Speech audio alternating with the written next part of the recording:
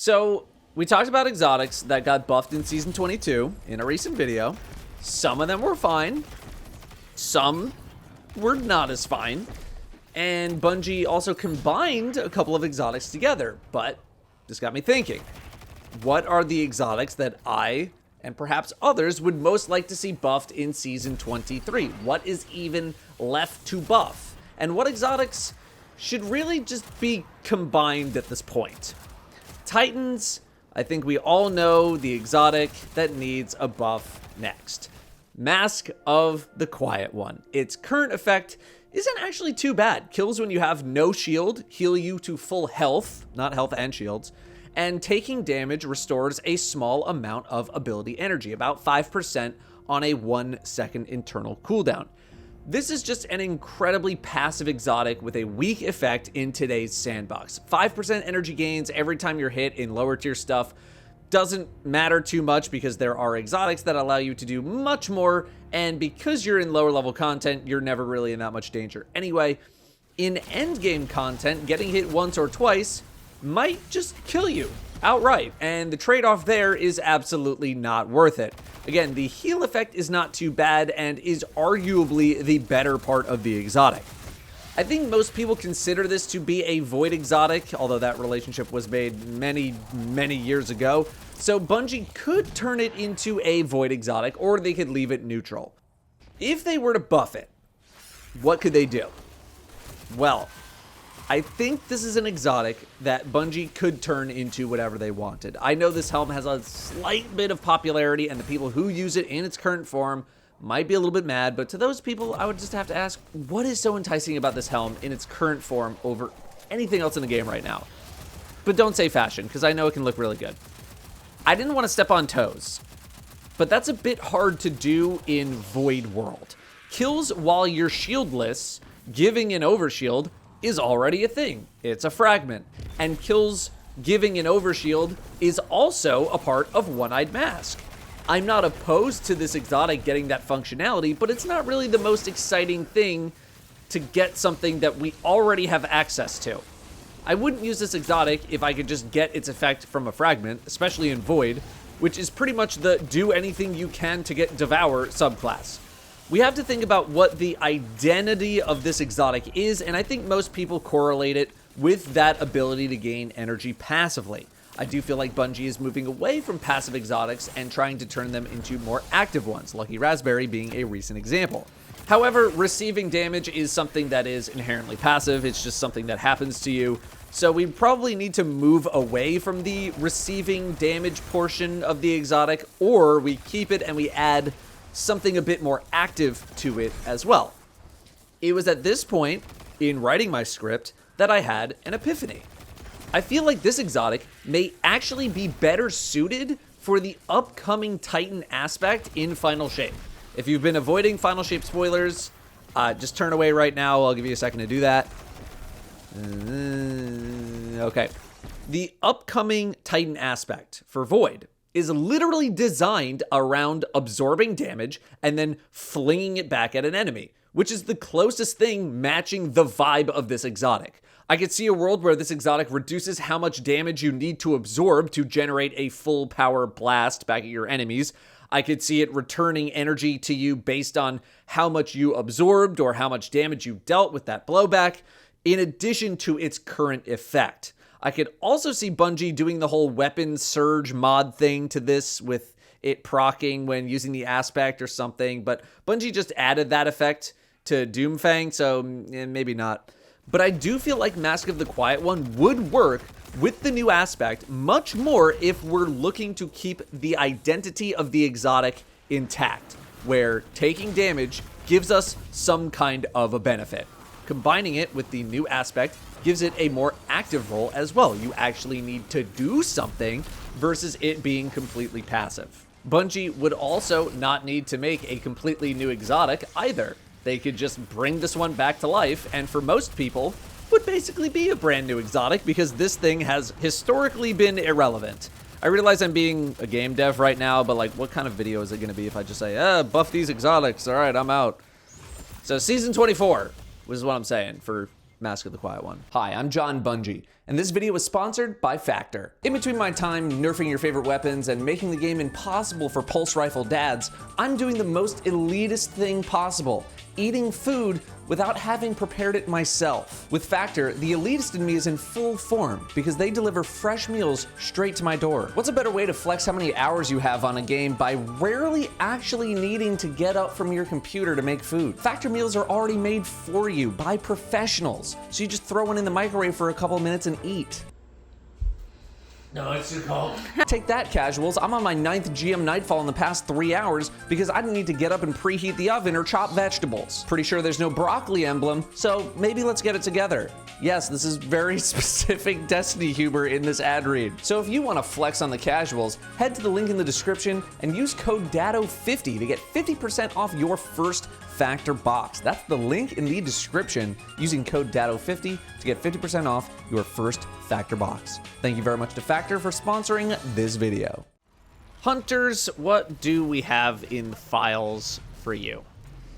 Actually, quite a few things, but I feel like people already know what I'm going to say. In terms of some exotics that need to be combined, say it with me now, Blight Ranger and Raiju's Harness. Very good. Raiju's Harness allows you to deactivate your super early, you know, something everyone really wants to do, in exchange for a blinding explosion and 4 stacks of weapon surge for about 20 seconds. Your super energy is consumed more slowly when you're not actively using your super as well. Blight Ranger lets reflected attacks deal way more damage to targets, it makes orbs, and blocking does not consume energy. Now, I don't know how much of a PvP nightmare this would end up being, probably need to tune some numbers there, but in PvE world, reflected damage has almost always been super weak and lame, barely doing anything to enemies. I don't know what it's like right now, because I've never seen anyone try it or care about it. I don't know if Bungie has been apprehensive to buffing reflecting damage because it just breaks stuff or what, I'm not sure.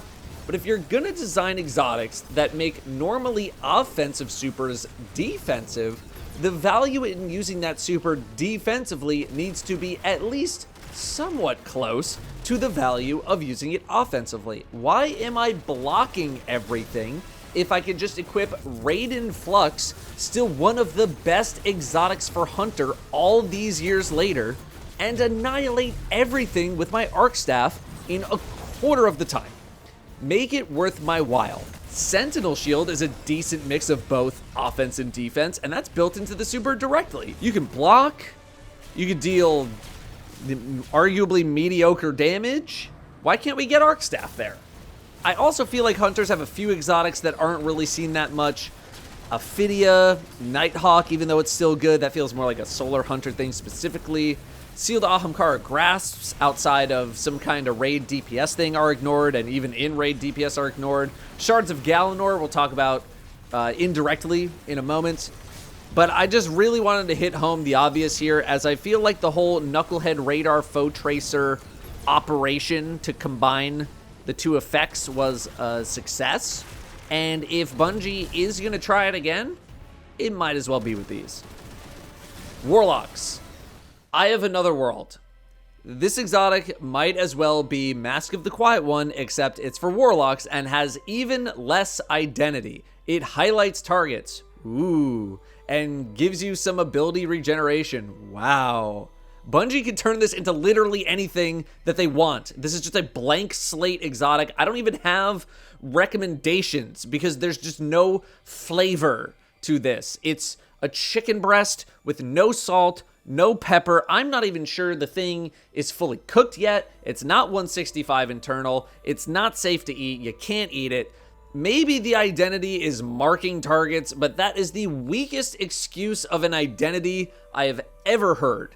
This should be combined with Apotheosis Veil and then turn one of these into something completely new, although the combined effects of both Apotheosis Veil and Eye of Another World would equate to maybe a third of the power of something more modern. Maybe it's more of a PvP exotic too, I don't know, but at least it would affect your super and your neutral game. I feel like Skull of Dire Ahamkara is also a bit lacking in the world, despite its decent effect. Nova Bomb kills restore Nova Bomb energy up to 50%. I don't feel like I've seen Skull used in a very long time because Void's neutral game is so strong, and super energy is just not that hard to come by. People often use Nova Bomb on bosses in raid situations, and getting another super for a boss damage phase, again, not that hard to do. And also, you're not killing anything with a Nova Bomb when you use it on a boss, so you're not going to get any benefit from Skull of Dire Ahamkara. It also doesn't really contribute that much to a build. Like, Skull is only for your super, but it doesn't increase the damage or anything like that. It's more of a swap exotic, but people don't even really care to swap to it in the first place. Shards of Galanor for Hunter have pretty much the same problem. What could be done to Skull of Dire Ahamkara to make it more appealing? That, I'm not as sure. Exotics that revolve around super use aren't really as popular as they used to be. We're so good at killing stuff that using a one-off super for slaying ads is only really done in emergencies, and supers, I feel, are more directed at boss targets. Endgame content like GMs are probably excluded from that theory, though. Pyrogale for Titan is very new, and I would argue could still be considered a swap exotic, but it does also enhance an aspect, giving it some 2-for-1 value, super and neutral game. I haven't used Curus in quite a while, though, nor have I thrown on Doomfang in a bit, although Sentinel Shield isn't really a dominant damage super in a world of insanely hard-hitting one-offs. Warlock-wise, Phoenix Protocol still makes plenty of sense in the grand scheme, but it's also much more forgiving, and you can live without it. Storm Dancer's Brace. Anyone busting that one out? Mantle of Battle Harmony still pretty firmly in the middle. Nighthawk, as we briefly discussed, isn't really as in the picture. Star Eaters are there, but they increase your damage to such a significant degree that it's worth it. So the answer seems to be somewhat clear for Skull. If you're going to invest into an exotic that only works with your super, it needs to either, 1, make your super insanely powerful, like Star Eater Scales, or 2, it needs to offer something else while your super is not available, like Pyrogale. What could that something else be for Void Warlock? We kind of have our bases covered already. Briarbinds for Child of the Old Gods, Controverse for Chaos Accelerant, and Feed the Void doesn't really feel like it needs anything in particular because it's so basic.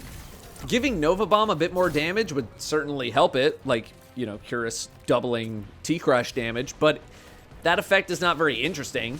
It would get people to use the helmet again, though. I almost feel like this is something that you could combine with Nezarec Sin. I know it's another combined suggestion, but we've powered up so much that some of these exotics are just not good enough. Nezarec Sin is an exotic that I think is more in the mid-tier, but giving it a little extra boost with Skull's effect might push it up a bit more and fits into the theme of void damage kills, increasing energy gains. As for what you do with either helm, depending on how you end up combining them, whatever you want, really. It's kind of a blank slate. Do they even have... Yeah, I guess they have ornaments. All right, you can't take them out of the game then. So, do you have some ideas for some buffs? Do you want to see a certain exotic get boosted? Do you want to see 2 get combined? Let me hear it in the comments. Let's get creative down there. Thank you very much for watching. I'll see you next time.